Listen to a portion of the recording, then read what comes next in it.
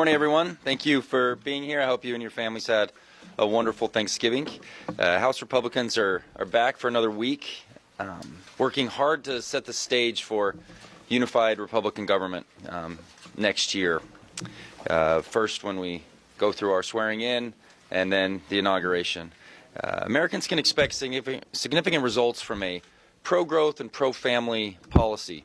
That's going to be the focus that we have. We've had that focus at every stage of the last several years, and we've seen from the work that we did in 2017 that has been extremely successful for those two concepts, to have a pro-growth and pro-family policy set in place, implementing critical immigration reform, addressing wasteful government spending, and looking out for our Main Street businesses to crafting tax policies that we know work better for hardworking families and Americans from coast to coast. I'm excited about the work that we are accomplishing at the end of the 118th Congress and what we will achieve when we work with President Trump and the Senate to hit the ground running on the 119th. With that, I'll hand it over to our Majority Whip, Mr. Tom Emmer.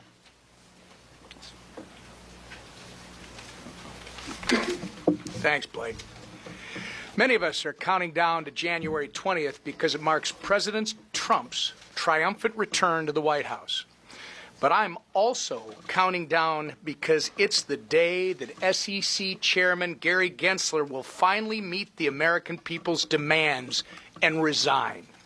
Chairman Gensler's tenure at the SEC has been marred by regulatory hypocrisy, crippling American competitiveness. His approach to our capital markets was lawless, self-interested, and objectively destructive. He's been an incompetent cop on the beat, pushing American firms into the hands of the Chinese Communist Party, and will undoubtedly go down as the worst SEC chair in the history of this country. Under his leadership, the SEC abandoned its core mission to protect the opportunities of every American who wants to participate in the greatest capital markets in the world. He wasted a large part of the SEC's resources to wage war on the crypto industry, a strategy that has proven unsuccessful for him as the SEC continues to lose again and again in the courts. Corruption under Gary Gensler ran so deep that a federal judge took the unprecedented step of imposing sanctions on the SEC for misrepresenting key facts in the debt box case, ultimately costing taxpayers $2 million in legal fees. In 47 days, America will no longer be embarrassed by the mockery Chairman Gensler has made of the SEC. President Trump will fulfill his mandate for change. With our first pro-crypto commander-in-chief, the SEC will work for the American people again, not against them. A new day is coming, and I look forward to working with President Trump and his new SEC chair to deliver on our America First agenda for the digital asset community. With that, I turn it over to the Raging Cajun, our leader, Steve Scalise. Thank you, Whip. Well, a new day is coming indeed. I hope you all had a great Thanksgiving. Good to see you all here. And we had a really, really good meeting with our members and members-elect upstairs. And you see, with the 31 members coming in, a lot of energy, a lot of excitement about what's ahead, what we can do to get this country back on track. This morning, I also unveiled the schedule for next year and laid out the new calendar. And you see in that calendar a very ambitious agenda, the ability for us to get a lot of things done for the American people that we talked about during the campaign. We're already working very closely, the Speaker, our whole leadership team, with the Trump transition team so that we can all hit the ground running and be on the same page, focused on delivering lower energy costs for families who are struggling, border security that so many people are counting on, the ability for us to stabilize our tax code so we can prevent a multi-trillion-dollar tax increase on families all across this country, getting rules and regulations under control so that the massive alphabet soup of federal agencies up here don't wake up every day trying to figure out how to shut down American manufacturers, but in fact how they can go and help enforce the rules fairly so that America can be dominant again in job creation against our competitors around the world. That's what this Republican agenda is going to look like. To deliver relief to those hardworking families who've been struggling for way too long. And we cannot wait to get to work working on and delivering on those promises with President Trump. And again, that work has already begun. Those meetings are already taking place between our leadership, House and Senate, as well as President Trump's transition team. They're not waiting until Inauguration Day. We are already working on those things now so we can hit the ground running day one, and we have a calendar built out so that we have the opportunity to deliver for those families who are counting on us and to deliver this mandate to the American people so that we can actually go and get those things done. The man who's leading our effort is the Speaker of the House, Mr. Mike Johnson.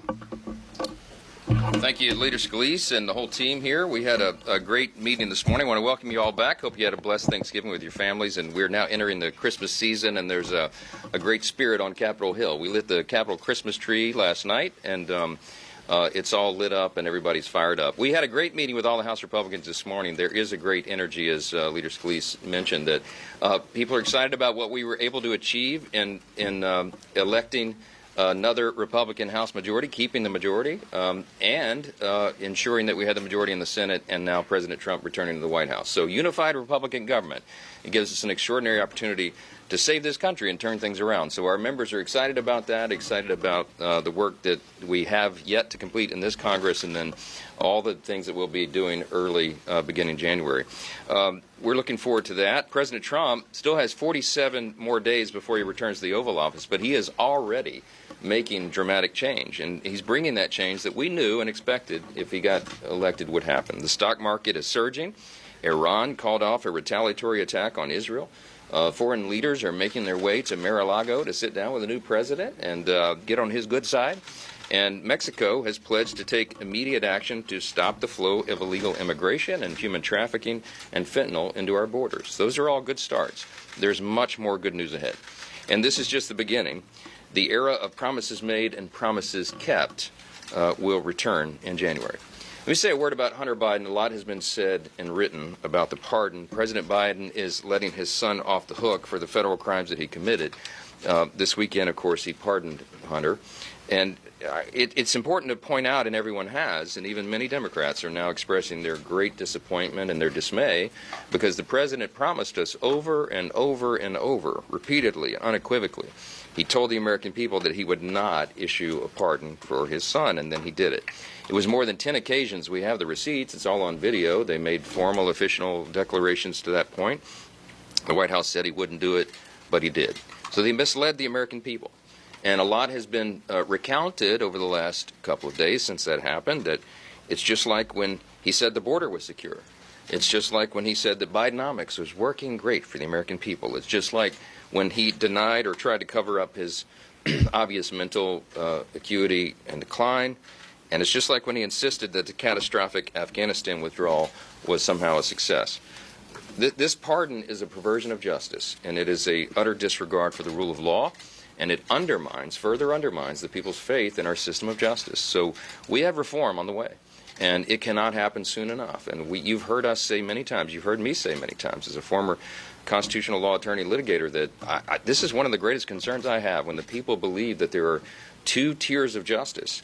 And the current occupant of the White House emphasizes that point. It makes it very difficult. They have done, in my view, the Biden family, almost irreparable damage to our system of justice. So we have a lot to repair.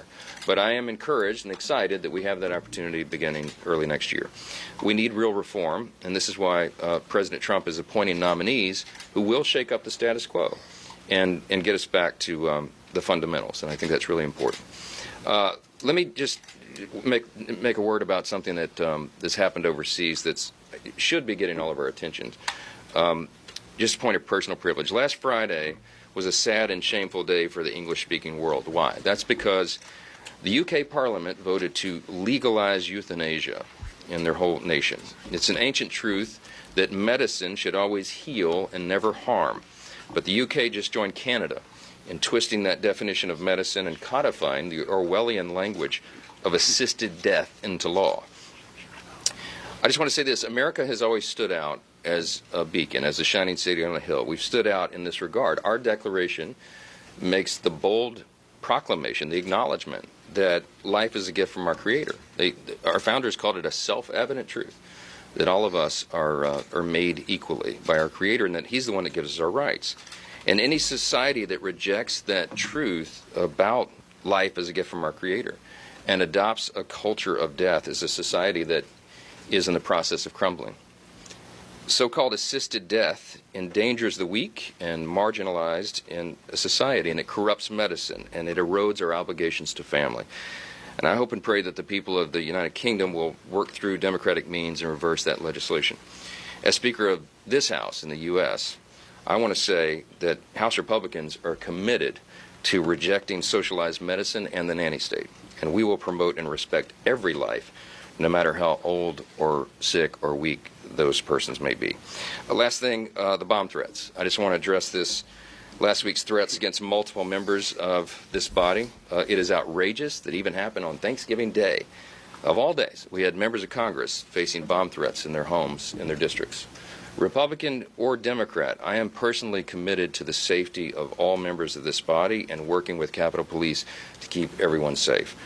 This is a dangerous and insane behavior that we're seeing across the country, and it has no place in our country.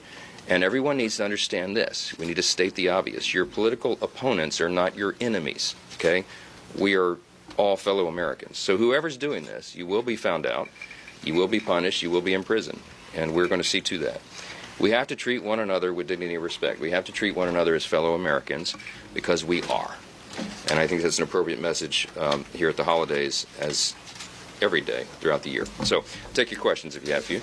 Yes, ma'am. Yes, ma'am. With the California race being called in favor of Democrats this year, it looks like House Republicans are going to have an even stronger majority than last time, perhaps even one seat with the 3 vacancies that are coming up. How do you plan to keep your conference in line to be able to pass this agenda that you said?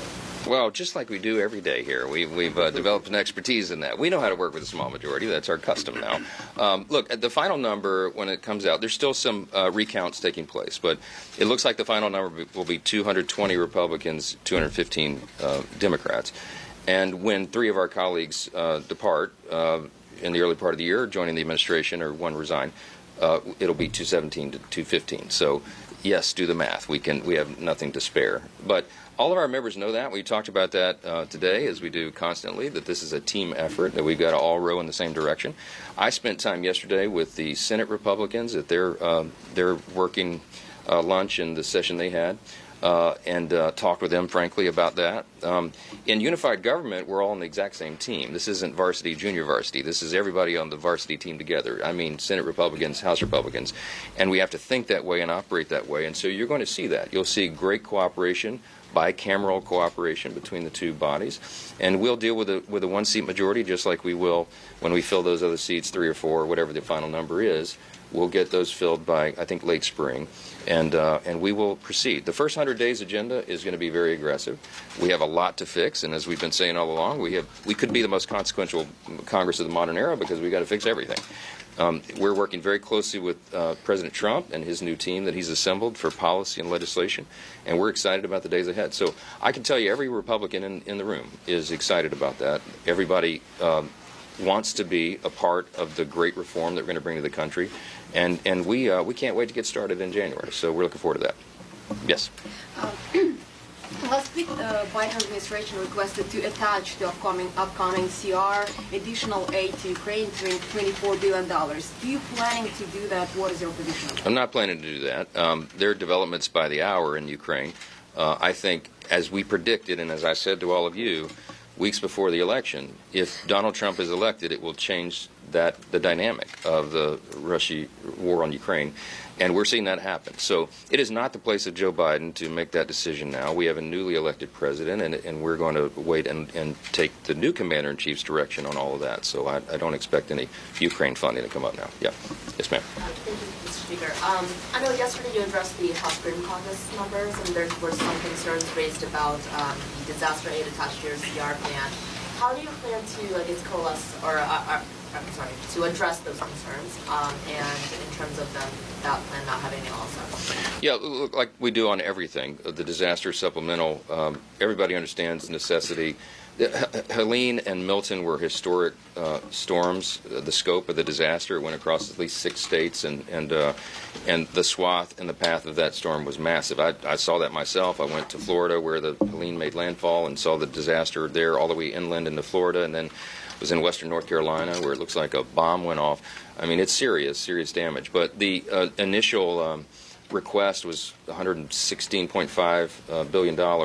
And what we're doing right now is the important methodical job that the House has to go through really line by line and assess those requests and make sure that they all are actually tied to disaster and not superfluous items and issues that are included.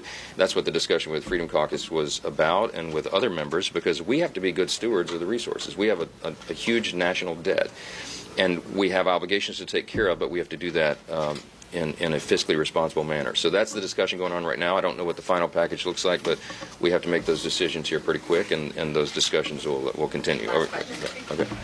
On the euthanasia comments about the euthanasia, it's often called medical assistance in dying here in the U.S., and there are several states where that is legal. It's also legal in the District of Columbia. Do you think this should remain a state decision? Are there any federal actions that you think should be taken to prevent this from further spreading, or take any action to change the law in the District of Columbia? Well, I can tell you that the action in the UK brings it to the forefront, and it's something we've been watching the developments for years.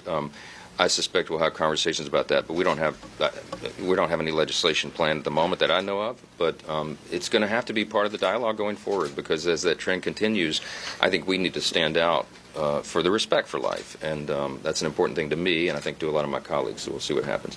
Thank you all so much for being here, and wish you a blessed holiday season. We'll talk again before we leave. Thank you. Thank